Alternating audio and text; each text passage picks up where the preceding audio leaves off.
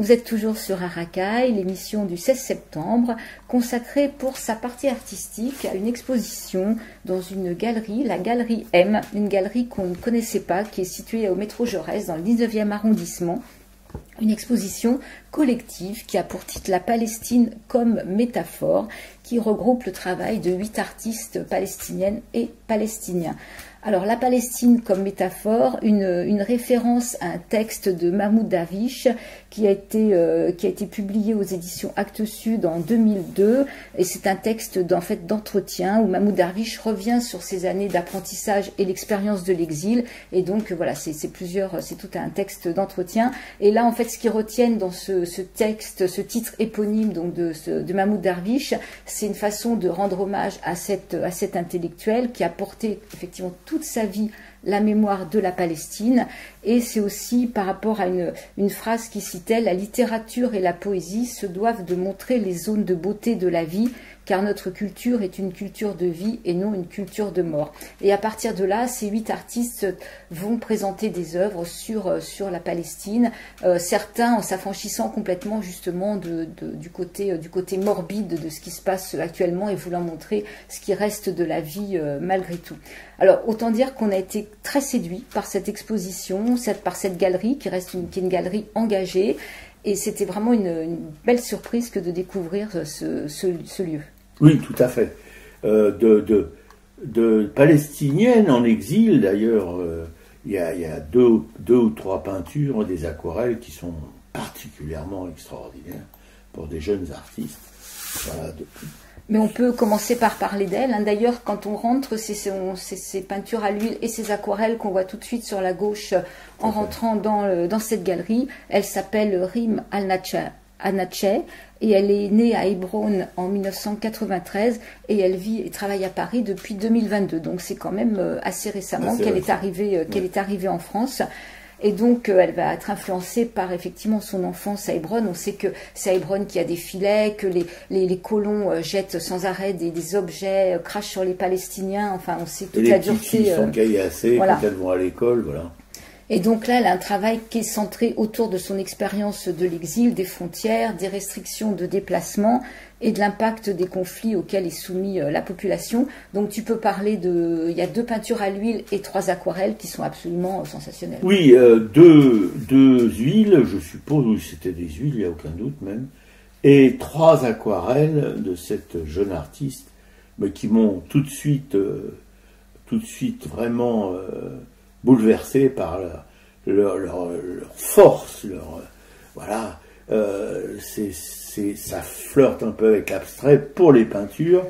Pour les aquarelles, c'est beaucoup plus figuratif, mais quand même un peu aussi ailleurs. Mais vraiment, ces deux huiles c'est dans la pâte, c'est dans le geste, c'est dans la fulgurance. Mais il y a quelque chose de tellement fort, tellement des jets quoi dans ce travail que on peut que s'arrêter. Moi, tout de suite en entrant, j'ai lu ça, je me suis arrêté devant. J'avais même plus envie de voir le reste tellement. C'est pour ça que j'ai vu sur le net quand Piquekou m'a demandé si je voulais aller visiter cette expo avec elle hier après-midi. J'avais vu sur le net une de ces 2 peintures qui était exposée, et c'est ça qui m'a décidé à y aller, parce qu'aller dimanche après-midi, un jour de pluie à Paris, bon, c'est bien, c'est pas vraiment mon truc. Mais là, j'étais prêt à y aller sans problème, et j'ai pas été déçu du tout, parce qu'évidemment, quand vous êtes en face d'une œuvre comme celle-ci, en vrai, presque à toucher du bout du nez et à sentir l'huile, évidemment que vous pouvez pas vous n'êtes forcément pas du tout déçu et vous avez envie d'y rester planté pendant tout le reste de l'expo, quoi. Ouais, il y a une force et une maturité, alors qu'elle est quand même très jeune encore. Tout à fait. Il y a vraiment une puissance dans ces êtres, effectivement, qui sont déchirés, il y a un peu de figuration, un peu d'abstraction. Enfin, il y a cette force des couleurs. Oui, c'est extraordinaire.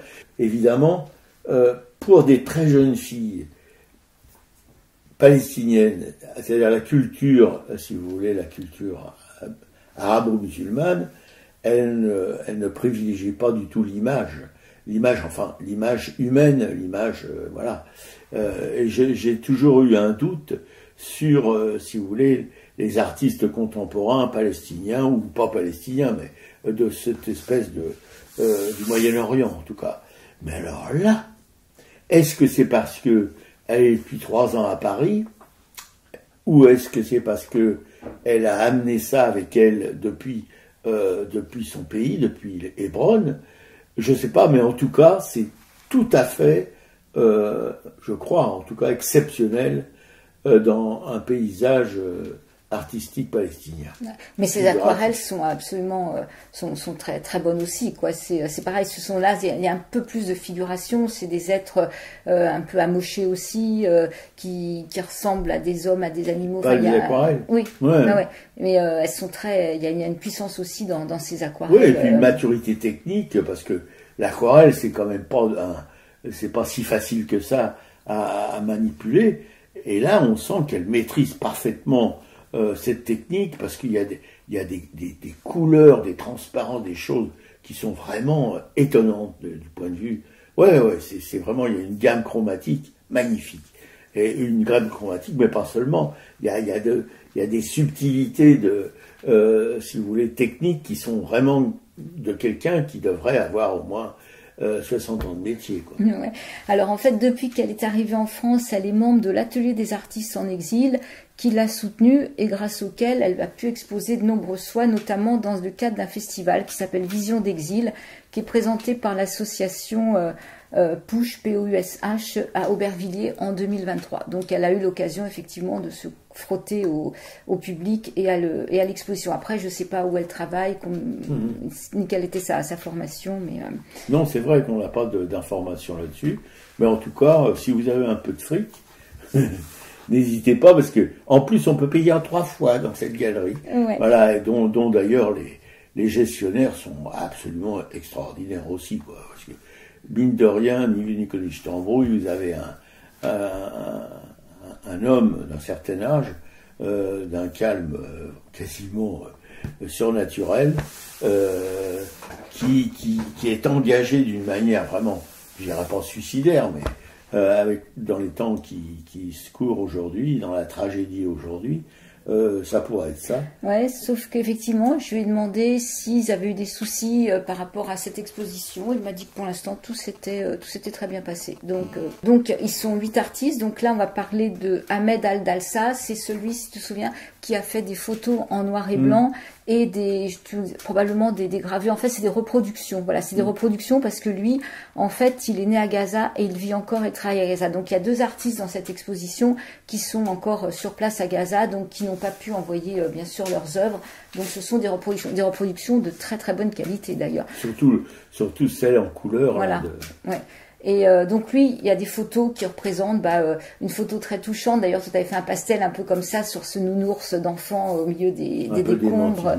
Ouais, voilà. Donc lui, il y a quelques photos et donc je pense que c'est quoi? C'est peut-être des encres, parce que comme ce sont des reproductions, c'est peut-être des encres qu'il a présentées en noir et blanc là.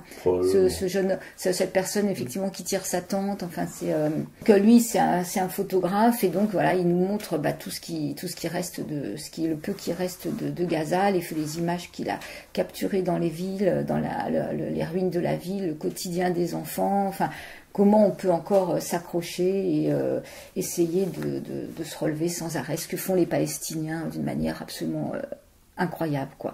Et donc c'est du noir et blanc, parce qu'effectivement c'est noir et blanc qui permet quand même de montrer toute cette dureté, toute cette violence, enfin tout ce génocide, quoi. Hein, oui, ça appure tout, parce que la couleur c'est distrayant. Là, c'est pas un sujet distrayant, donc le noir et blanc est tout à fait approprié pour montrer des images de cette tragédie. Ouais. Il y a une autre jeune femme qui s'appelle Orouban Dib. Alors elle est née à Damas en 68 et elle vit et travaille en Île-de-France. Donc c'est celle qui avait des tableaux faits à partir de collages de papier de soie qui étaient au fond sur la gauche. Donc elle beaucoup de gaieté justement dans son travail. Et donc bah oui, son grand-père, hein, il a fui la Nakba en 48. C'est là qu'il a rejoint la Syrie. Et donc, elle a été, pendant son enfance, elle a été bercée par les histoires de sa terre, hein, qui est forcément transmise à chaque fois de génération en génération, et que sa famille rêvait bien sûr de rejoindre, comme tous ceux qui ont gardé leurs clés et qui pensent un jour pouvoir retrouver leur maison. Donc, avec ses parents qui étaient enseignants dans des écoles pour réfugiés palestiniens, elle s'est engagée auprès des populations. Et en 2012, à cause de la guerre, elle a quitté la Syrie pour le Liban. Puis en 2016, elle a rejoint la France. Donc elle a aussi une très forte expérience de l'exil qui a influencé sa pratique artistique. Et elle, donc, elle va montrer des gens qui marchent comme là, ce que j'ai devant les yeux, où ce sont effectivement une famille qui marche avec leur bagage. Sauf qu'il y a beaucoup de couleurs parce qu'elle travaille à base de peinture ou de papier collé, quoi. Ouais, sauf qu'il n'y a pas de visage. Il n'y a pas de visage, effectivement. Ça veut dire quelque chose. On va aussi parler de Marwan Nassar. Donc lui, justement, il vit et travaille à Gaza. Il est né en 1984. Donc lui, ce sont des reproductions qu'on a vues qui sont de très bonne qualité. Parce qu'au début, on a même cru que c'était des originaux. Ouais, celle qui ressemble à Nold. Celle où il y a la barque de pêcheurs, ouais, effectivement, il y a les pêcheurs de Gaza. Lui a décidé justement de montrer la vie, que la vie, elle continuait, qu'on pouvait. Il y avait des gens qui jouaient de la musique. Il imagine les pêcheurs, parce que je pense qu'aujourd'hui plus personne ne va pêcher à Gaza, quoi. Mais voilà, il raconte tout ça. Il veut pas, il peint la vie. Oui, non, mais quand on vit à Gaza et qu'on peint la vie, il y a quand même une sorte de. Même si on n'est pas croyant, il y a quand même une sorte de miracle là, parce que voilà, ce qui vient tout de suite au bout du pinceau, c'est la tragédie, c'est le sang, c'est les larmes, c'est les corps déchiquetés. D'ailleurs, il y a des peintures au fond de cette galerie. Il y a en tout cas une grande peinture avec des immeubles en flammes, etc., avec un personnage qui enjambe là, qui vraiment traduit évidemment la tragédie de Gaza, les morts, voilà. Mais bon, à contrario justement de ce jeune homme dont il a parlé Piquet-Cou, ouais. Et de cette jeune fille dont je vous ai parlé au début de notre intervention. Voilà, alors lui, donc le galeriste était en relation encore avec ces gens. Je pense que de temps en temps, il y a quand même du réseau qui passe, donc il y a quand même effectivement des informations. Donc lui continue de travailler tous les jours. Il dit que c'est pour garder une stabilité psychologique. Oui, et donc après, il travaille avec ce qu'il trouve. Hein. C'est vrai que ça doit être de plus en plus difficile, bien sûr, de trouver de la peinture, du papier. Enfin, donc et de l'eau. Ouais, et de l'eau, bien sûr, parce qu'il y a à peine d'eau potable.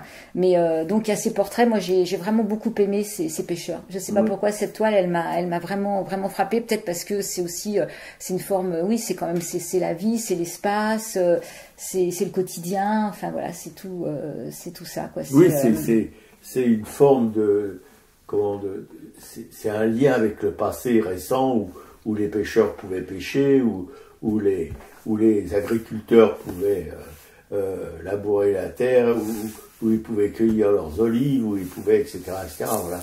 Et ça évoque tout ça, ça sous-tend tout ça.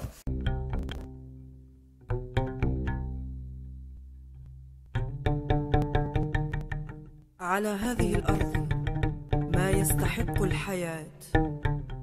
Sur cette terre, il y a ce qui mérite vie. L'incertitude d'avril, l'odeur du pain à l'eau, les opinions d'une femme sur les hommes, les écrits d'Échille, les prémices de l'amour.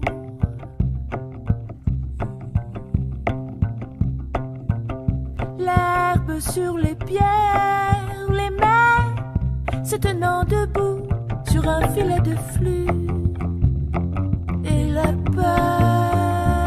وخوف الغزاة من الذكريات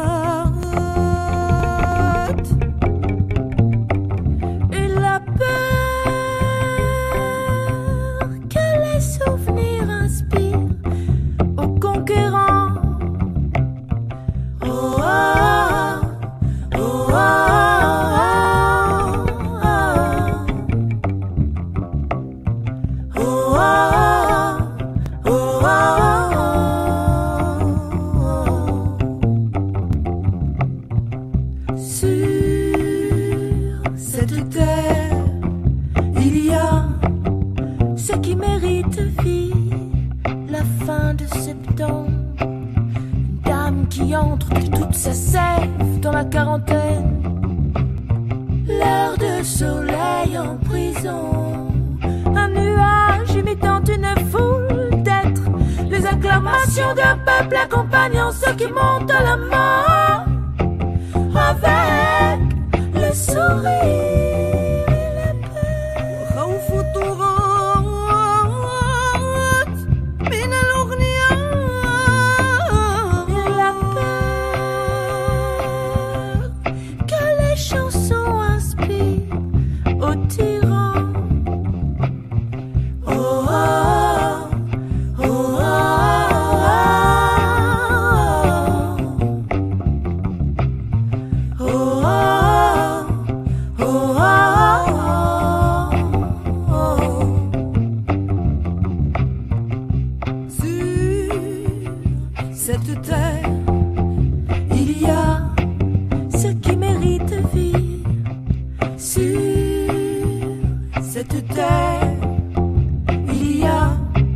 Maîtresse de la terre, mère des commencements, mère des aboutissements.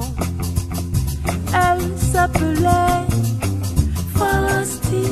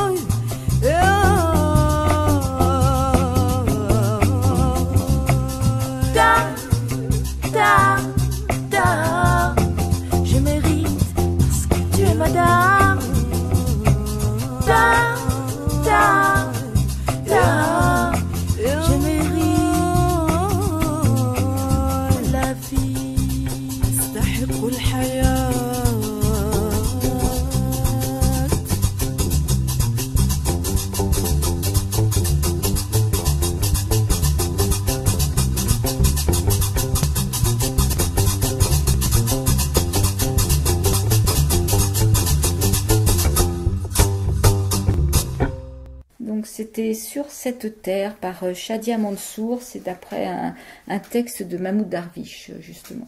Alors un autre artiste, Sami Zarour, lui, il est né à Ramallah en 1991 et donc maintenant il vit et travaille à Nantes. Donc c'est un artiste pluridisciplinaire qui a travaillé dans beaucoup de domaines. Il a été réalisateur, chef décorateur, concepteur graphique et plasticien.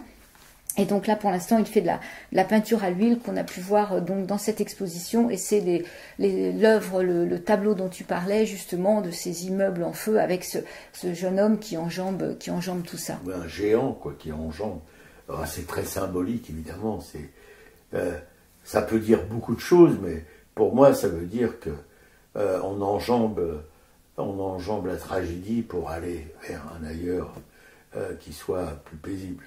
Et alors là, on a un style, quand même, une facture complètement différente parce qu'on est pratiquement dans des œuvres, dans du surréalisme, hein, sur le trait, la façon dont c'est peint, c'est très fin et c'est irréel. Il y a une partie effectivement un peu irréelle dans ce qui monte. Il y a un immeuble à un moment qui est en train de perdre tous les étages, mais qui est dans le ciel. Qui est dans l'espace, et il y a tous les gens qui...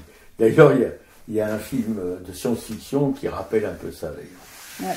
Mais bon, c'est une œuvre aussi forcément très, très intéressante. Oui, là, qui est plus, évidemment, oui, c'est vrai, qui est beaucoup plus maniéré que cet immeuble avec cet homme qui enjambe, qui était un peu plus brut, un peu plus trash.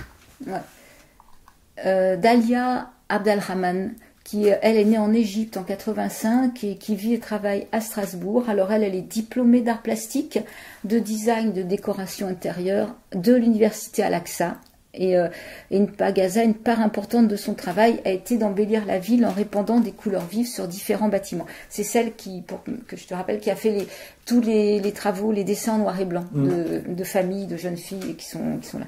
Et donc son atelier et sa maison ont été détruits, donc elle a quitté la Palestine pour rejoindre Strasbourg.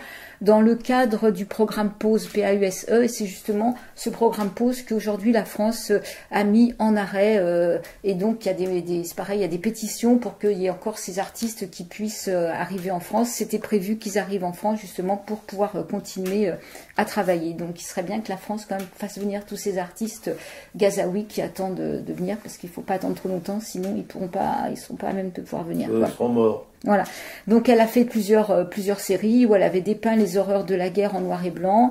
Elle a une technique, c'est une technique de dessin en fait, et donc là elle fait beaucoup de femmes qui sont là, qui sont ensemble, qui incarnent la lutte quotidienne, qui sont devant des tentes. Et elle dit: survivre à Gaza n'est pas toujours synonyme d'un nouveau départ. Parfois la survie n'est qu'un passage ou une fragile transition vers une mort différée, avec un corps qui porte la vie comme une obligation. Nous devons reconnaître la vérité, nous survivons, mais nous ne redevenons jamais tels que nous étions. Mohamed Al-Imrani, donc lui est né à Gaza en 94 et maintenant il est à Montluçon, et lui travaille beaucoup sur le corps humain abîmé donc par la guerre. Donc tu peux parler de cette peinture là qui est une peinture. Oui, une peinture de un nu de femme avec une cuisse déchirée par probablement un éclat de bombe, ou bref, quelque chose qui a déchiré sa cuisse, voilà. Évidemment, elle n'a pas l'air vraiment joyeuse ni en bonne santé.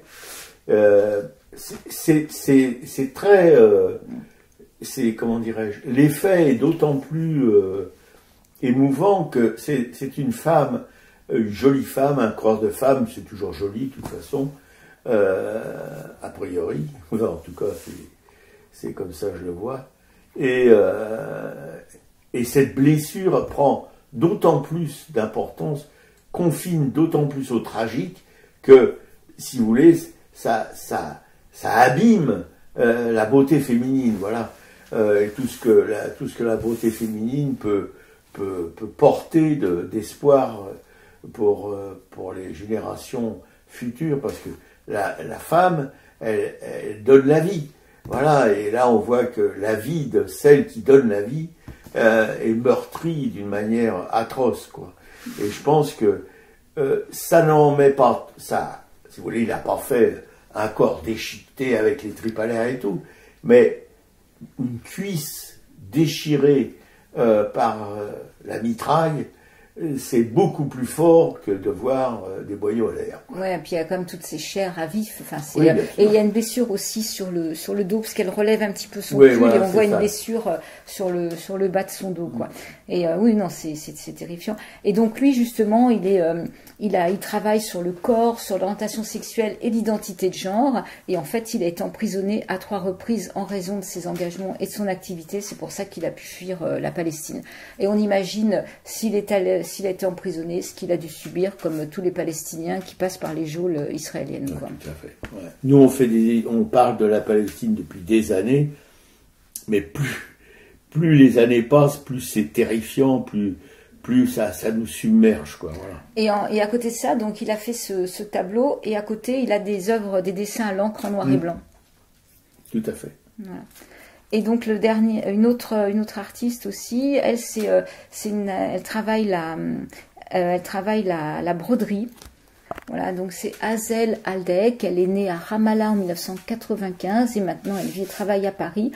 Et elle veut préserver la culture et les traditions palestiniennes à partir de la broderie. Donc elle brode pour se souvenir, refuser l'oubli, et elle brode ce fameux point de croix traditionnel dans les broderies palestiniennes. Donc elle dit que pour elle, chaque acte de couture est un acte de rébellion silencieux, une arme douce contre la disparition.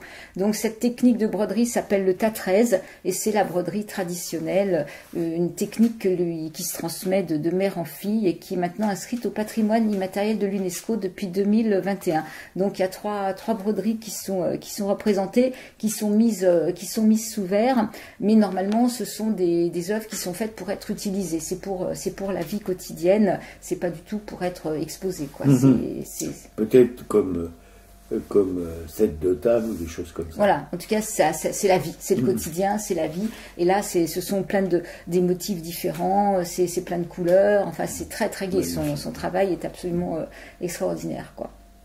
Très précieux. Voilà, donc là on a fait le tour de ces œuvres. L'exposition ne dure que jusqu'au 21 septembre, donc vous avez une semaine pour foncer et aller rencontrer ces galeristes engagés et vous confronter à ces œuvres. Et peut-être casser votre tirelire, si vous avez une tirelire voilà, qui est tellement grosse de pièces de monnaie et de billets de banque, que vous pouvez en extraire. Et particulièrement peut-être pour les artistes qui vivent encore à Gaza, qui ont encore plus besoin qu'on les aide financièrement. Parce qu'on sait qu'on arrive à quand même envoyer de l'argent sur Gaza. Enfin. Et surtout, je répète, vous pouvez payer en 3 fois. Non mais c'est rare, tu vois jamais ça dans une galerie.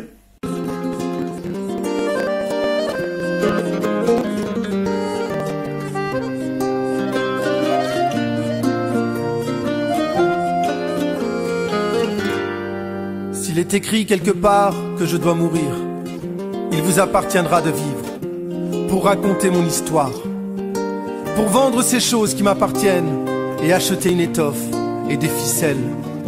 Faites en sorte qu'elles soient bien blanches, avec une longue traîne, afin qu'un enfant quelque part à Gaza, fixant le paradis dans les yeux, dans l'attente de son père, parti subitement sans avoir fait d'adieu à personne, pas même à sa chair, pas même à son âme, pour qu'un enfant quelque part à Gaza puisse voir ce cerf-volant, mon cerf-volant à moi, que vous aurez façonné, qui volera là-haut, bien haut, et que l'enfant puisse un instant penser qu'il s'agit là d'un ange, revenu lui apporter de l'amour.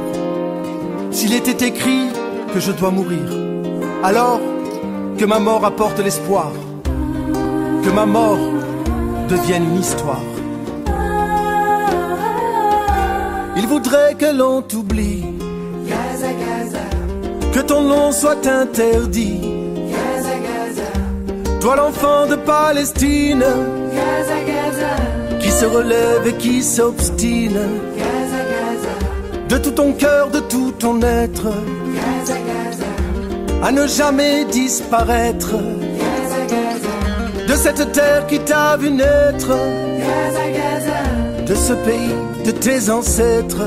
Gaza, Gaza, Aujourd'hui mon cœur est lourd, Gaza, Gaza, aujourd'hui le monde est sourd, Gaza, Gaza, et laisse faire les actes infâmes, Gaza, Gaza, enfants qu'on tue ou qu'on affame, Gaza, Gaza, qui fait semblant de ne pas voir, Gaza, Gaza, qui feint de ne pas savoir, Gaza, Gaza, a perdu son humanité, Gaza, Gaza, son honneur et sa dignité. Gaza, Gaza, Tu te relèveras, c'est sûr, Gaza, Gaza, tu survivras à tes blessures, Gaza, Gaza, et tu verras haut dans ton ciel, Gaza, Gaza, au bout d'une longue ficelle, Gaza, Gaza, comme un ange qui flotte au vent, Gaza, Gaza, une toile, un cerf-volant, Gaza, Gaza, inscrit dessus en toutes lettres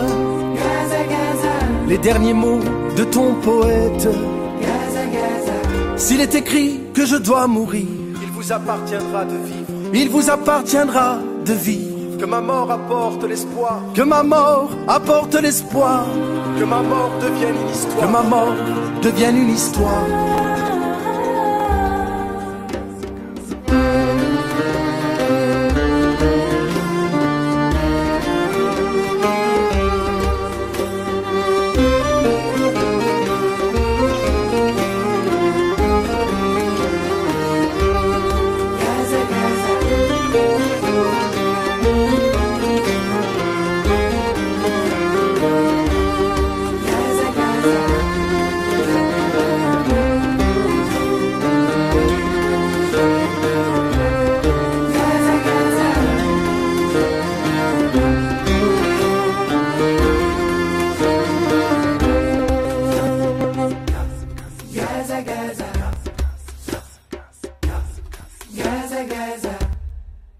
Il vous appartient de vivre, HK, d'après un poème d'un jeune Palestinien qui a été assassiné par l'armée israélienne à Gaza quelques jours après ces écrits-là. Les expositions, donc cette galerie M, la Palestine comme métaphore, foncez, foncez, foncez. Thierry Loulet, dont nous avions parlé de son œuvre, justement, expose à la galerie Estade, là où on l'avions découvert. Place des Vosges. Voilà, Place des Vosges jusqu'au 31 octobre. Raoul Viloulas, un graveur qu'on aime énormément, qui a une exposition pour lui tout seul à la galerie Anaphora dans le 5e arrondissement. Vernissage demain soir à partir de 18h30 et après l'exposition durera jusqu'au 8 novembre avec une interruption pendant les congés scolaires de la Toussaint. Et une exposition que j'ai notée aussi, Être sculptrice à Paris, c'est au musée Camille Claudel à Nogent-sur-Seine jusqu'au 4 janvier. Ouais. Dommage que le train coûte aussi cher. Ouais, mais je pense qu'on ira quand même parce que les œuvres ont l'air intéressantes. Ça parle de femmes qu'on ne connaît pas, donc je pense qu'on a vraiment un travail à faire et à porter ces femmes. Le culturel de la semaine. Alors moi, j'avais vu un film déjà au début des vacances qui s'appelait Magdalena Sisters, un film de Peter Mullan et en fait qui revient sur ce qui s'était passé, donc une histoire vraie, sur ces milliers de jeunes femmes irlandaises qui ont été enfermées de force dans des couvents, qui étaient victimes du puritanisme de l'Église catholique. Souvent, ce sont de jeunes mères célibataires à qui on a enlevé leurs enfants et qui en plus étaient maltraitées, faisaient laver le linge, enfin vraiment faisaient des heures de travail, il y avait des châtiments, enfin vraiment étaient sous-alimentés, vraiment une histoire tragique. Peter Mullan en fait un film, un très très bon film. Je crois que je l'avais vu il y a assez longtemps. Oui, c'est sorti, je crois en 2002, ça fait non, peut-être même, je sais plus, ça fait un petit moment quand même. Voilà, toi tu as vu Pentagon Papers? Oui, Pentagon Papers. Oui, c'est l'histoire avant l'affaire du Watergate. Il y a le Washington Post et aussi le Times, mais le Times, il a été empêché, il était menacé de représailles par comment dirais-je, par l'équipe de Nixon, parce que c'était au temps de Nixon, c'était en pleine guerre d'Indochine, non, du Vietnam, parce qu'il ne faut pas confondre la guerre d'Indochine et celle du Vietnam. L'une était menée par les Français et l'autre par les Américains. Bon, et donc ce papier, cette enquête d'un journaliste parce que sous 4 présidents américains jusqu'à Nixon, ont été dissimulés aux citoyens américains les dessous de la guerre du Vietnam. Voilà. Donc c'était ça qui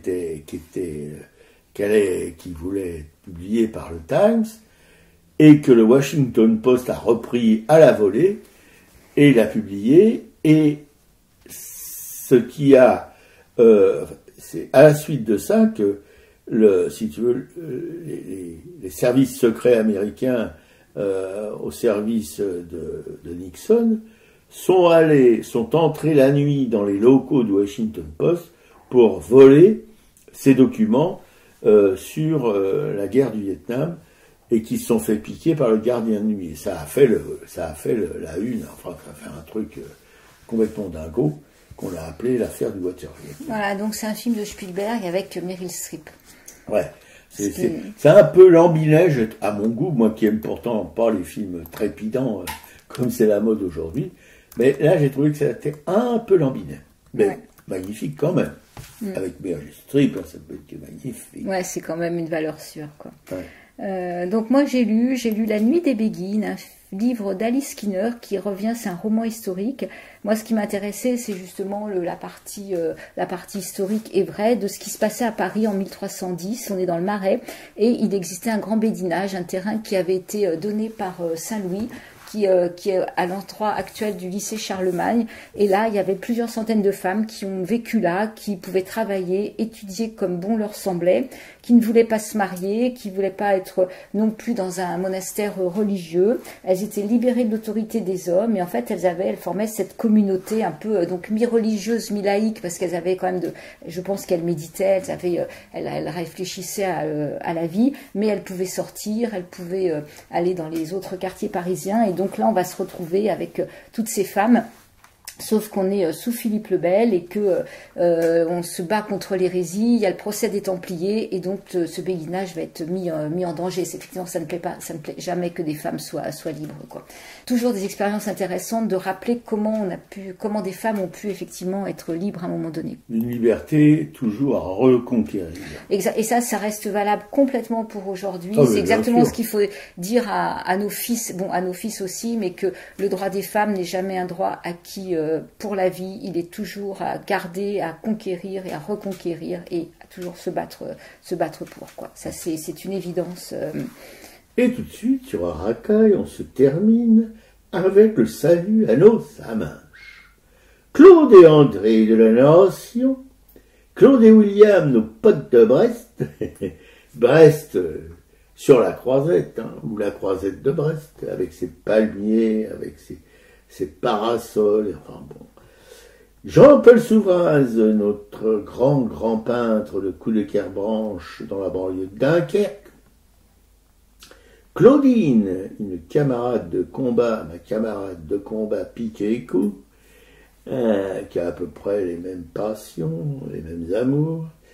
Corinne, Anne-Emmanuel et Frédéric, une petite bande de poteaux, qui sont un petit peu tous mouillés dans l'art. Corinne avec la tapisserie, Anne-Emmanuel avec la peinture, et Frédéric avec des petites aquarelles. Juliette Planck, une graveuse en relégation à Rochefort-sur-Mer, une grande de chez grande, voilà, qui à l'occasion aussi donne des cours dans son atelier, des cours de gravure avec différentes techniques. Bon, ça coûte un peu, c'est pas fait pour les sous friqués de la société, mais pour ceux qui ont un petit peu de monnaie. Sophie Villoutrex-Brage, une graveuse et peintre, je crois aussi, oui, je suis sûr. Oui. Versaillaise, dont on a connu une partie de l'œuvre gravée à l'exposition annuelle À Saint-Sulpice. À Saint-Sulpice. Clément, qui grave sur tout ce qui bouge, le Van Gogh de la taille d'épargne, un cas. Agnès Dubart, une graveuse aussi émérite, bien entendu, dont nous avons connu l'œuvre quand elle travaillait à Lille, parce que c'est une fille de Schnorr, qui après s'est exilée en Ariège, puis après s'est exilée en Bretagne Sud, où elle réside aujourd'hui, et qui elle-même donne des cours de gravure dans son atelier. Une bonne, vous pouvez y aller en toute confiance, si, comme pour Juliette Planck, c'est le même motif et la même punition, vous avez quand même relativement de la thune. C'est pas pour les smicards. Thierry Morciot, un immense graveur bruxellois. Mais alors là, c'est vraiment la grande pointure qui grave, qui fait de la gravure sur cuivre, surtout, avec des sujets assez fantastiques, comme savent les traiter les gens de Schnorr, et plus encore du Nord, enfin plus encore de la Belgique et de plus haut, voilà. En plus, quelqu'un d'adorable. Ah oui, en plus c'est quelqu'un d'adorable, quelqu'un de généreux, voilà. Il est professeur de français ou d'anglais? Il est professeur de français. Professeur de français à Bruxelles, voilà. Voilà, avec sa compagne aussi, qui est vraiment une personne vraiment très gentille, charmante, dirions-nous, si nous étions des espèces de rigolos de service, voilà. Et Alice Amoroso, la plus jeune graveuse du monde, faut pas hésiter dans ces cas-là, voilà, qui est encore en résidence quelque part, après avoir été en résidence à la Villa Velasquez, en résidence à la Villa Belleville, qui va partir en résidence à Jodhpur en Inde en janvier-février. Oui, non, mais il y a comme ça des collectionneuses de résidence. Et Alice, elle est en pointe. Mais son travail aussi, d'ailleurs, parce que elle a fait une fixette aussi, elle est un peu comme nous sur la Palestine. Voilà. Avec un engagement politique et une maturité incroyable. Elle est haute comme trois à genoux, et c'est vraiment une tringle à rideau, mais bon, une énergie, un peu comme ma camarade Piquet-Cou, ça se ressemble un peu de ce côté-là. Sauf que Amoroso est brune et que Piquet-Cou est blonde. Voilà, c'est la seule différence, je pense. Parce que Piquet-Cou, son talent, c'est la coutire. Voilà. Bon, on ne peut pas renier ses origines non plus. Bon, Raoul Viloula, elle vous en a parlé tout à l'heure, ma camarade Piquet-Cou, c'est un jeune graveur, qui n'est pas encore un vieillard, mais qui a le talent d'un vieillard en gravure, en tout cas. Et en peinture aussi, qui va exposer comme vous l'a raconté ma camarade. Colette et Jacqueline, deux veuves d'artistes plasticiens monumentaux, Odon pour Colette et Raymond Imbert pour Jacqueline. Alors Colette, malheureusement, a rejoint Odon dans les pâquerettes. Et Jacqueline, paraît-il que ça va pas très fort. Bon, enfin, Jacqueline aussi est veuve, donc je rappelle, de Raymond Imbert, qui était un chaînon manquant entre la figuration et l'abstraction. Une espèce d'immense barbouilleur. Liliane et Laurence, deux écrivaines de polar, dont il ne reste que Laurence. Liliane est debout. Voilà, et Laurence qui doit se battre devant la page blanche. C'est pas franchement quand on est tout seul, ça doit être quand même un peu stressant. Enfin, elle tient debout. Hein. Geneviève, notre sorcière bien-aimée, qui l'a récemment glissée et dont on pleure la disparition. La rousse flamboyante qui anime non pas 2, mais 3 émissions sur une radio only. Voilà, qui nous a rappelé à son bon souvenir. Voilà, bon, une 3e émission. Elle n'était pas contente du tout voilà. Qu'on dise qu'elle avait que 2 émissions alors qu'elle en a 3. La 3e émission sur les femmes compositrices. Voilà. Vous savez tout. Bon, ça doit être passionnant quand même. Oui, ça doit être très intéressant. Oui, oui, tout ce qu'elle fait, la rousse flamboyante, c'est très intéressant. Il ne faut pas le nier non plus. Hein. On peut quand même chanter son succès radiophonique. Anne-Isabelle Roubaille, une peintre de Bourg-en-Marlotte, très très belle peintre, Ben Boom. Florence Quenu, qui dirige la librairie L'Empreinte à Bourg-en-Marlotte, une ancienne de la fondation du Buffet, donc c'est pas n'importe qui, n'importe quoi, voilà. Et c'est elle qui a exposé Isabelle Roubaille, et c'est donc là qu'on a connu l'œuvre d'Isabelle Roubaille, enfin une partie, puis après on est allé dans son atelier. Magnifique, une propriété close, mais comme une ancienne cour de ferme, avec un portail, je dis monumental, bon, comme il y a à Bourg-en-Marlotte, pas mal encore de vestiges.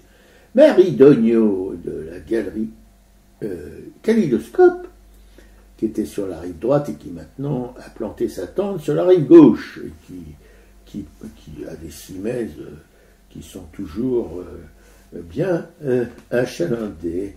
Antoine Manoury de Paname Swing, un groupe de musicos totalement inconnu du monde entier, même de Montreuil ou de Nogent-sur-Marne. Enfin, la seule groupie, c'est Piquet-Cou. Mais j'attends de les rencontrer pour de vrai quand même. Voilà, c'est ça. Elle les a même jamais rencontrés, mais enfin, on en parle souvent. Et Anna Sinoraska, moi je me demande si c'est pas un genre de chose, un genre de deal comme ça, un peu curieux. Anna Sinoraska, une peintre polonaise qui va dont l'œuvre, une partie de l'œuvre est reproduite dans un bouquin. Une revue artistique qui va paraître en Pologne, qui va regrouper 2 peintres, Czapski, un grand peintre polonais sur lequel elle avait travaillé sur sa bio, et donc elle aura après 16 pages consacrées à son travail de peintre. 16 pages. C'est génial. Ah ouais, non. Mais ça le vaut, hein, parce que c'est vraiment une bonne... On vous en parle depuis un moment déjà de Anna Sinoraska, dont Piquet-Cou et moi avons chacun une œuvre, voilà, mais c'est tellement puissant que c'est difficile elles sont difficiles, si vous voulez, à regarder tous les jours. Quoi. Bon. Et vous êtes donc à l'écoute de l'émission Aracaille, que vous pouvez retrouver sur notre blog aracaille.fr, et on se finit avec Faut vivre de Mélisse Mel. Salut à tous. Salut les copines, salut les copains.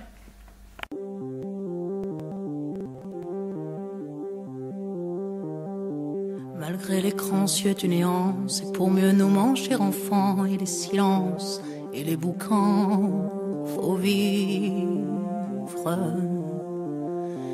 Et bien qu'aveugle sur fond de nuit, entre les gouffres infinis, des milliards d'étoiles qui rient, faut vivre.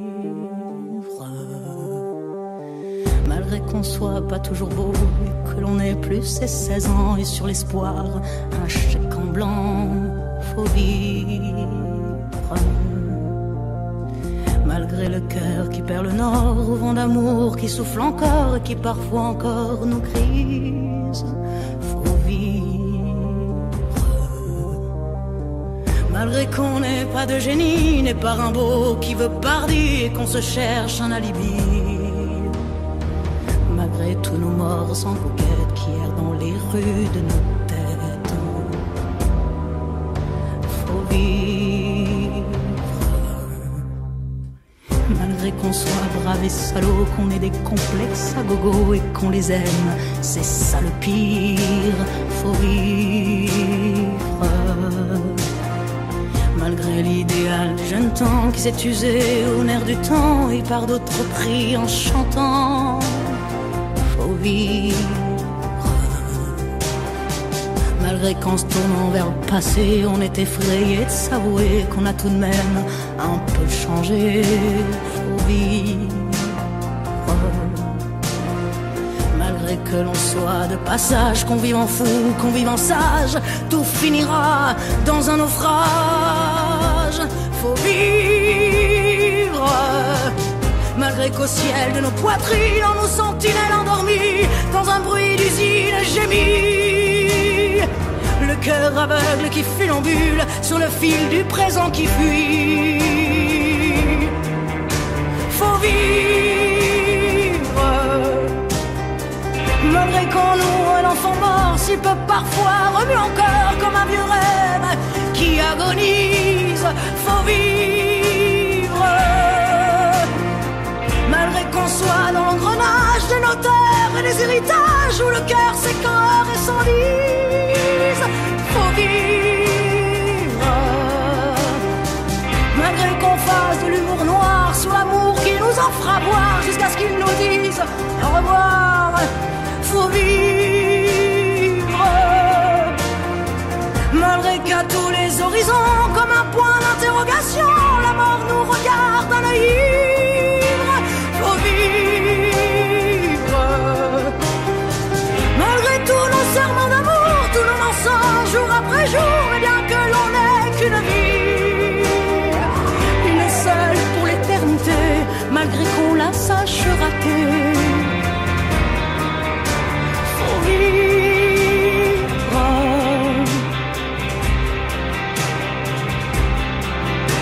Faut vivre.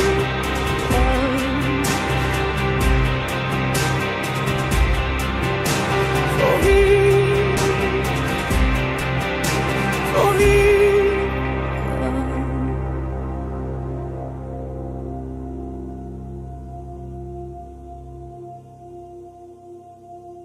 Faut vivre.